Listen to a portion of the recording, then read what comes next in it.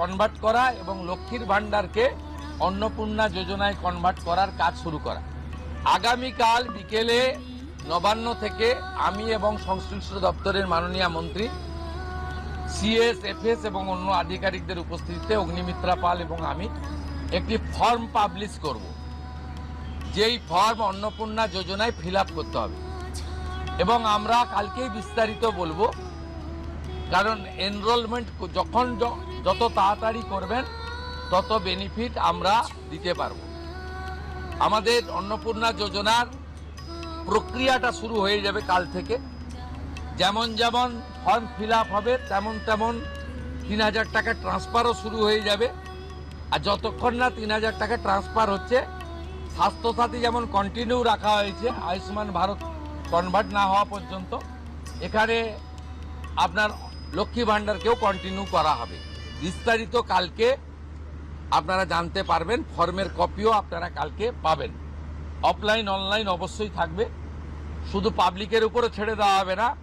বিধায়করা নিজ উদ্যোগে form fill up করাবেন এবং সরকারও বিডিওদের নেতৃত্বে প্রত্যেক বাড়িতে বাড়িতে ফর্ম ফিল আপের জন্য সহযোগিতা করার জন্য লোক পাবেন। এবং মাথায় রাখতে হবে, ভারতীয়রাই কেবলমাত্র এই সুযোগ পাবেন, অভারতীয়রাই সুযোগ পাবেন না। ভারতবর্ষের সরকারের টাকা বাংলাদেশ থেকে আসা অবৈধ অনুপ্রবেশকারীদের দেওয়ার জন্য নয়, এটা খুব ক্রিস্টাল ক্লিয়ার। সরকারি বাসে আপাতত সব মহিলাদের আমাদের ফ্রি সুযোগ তারা পাচ্ছেন আগামী সপ্তাহ থেকে। তো আগেই ক্যাবিনেট অনুমোদন দিয়েছে, এটা কার্যকর হচ্ছে।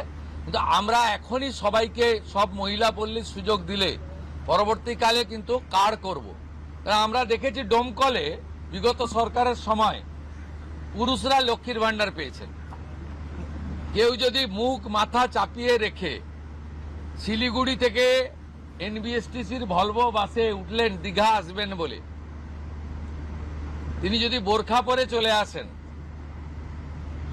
তাহলে তাকে পুরুষ না মহিলা দেখার কোনো মেকানিজম বাসের ড্রাইভার কন্ট্রাক্টরের নেই।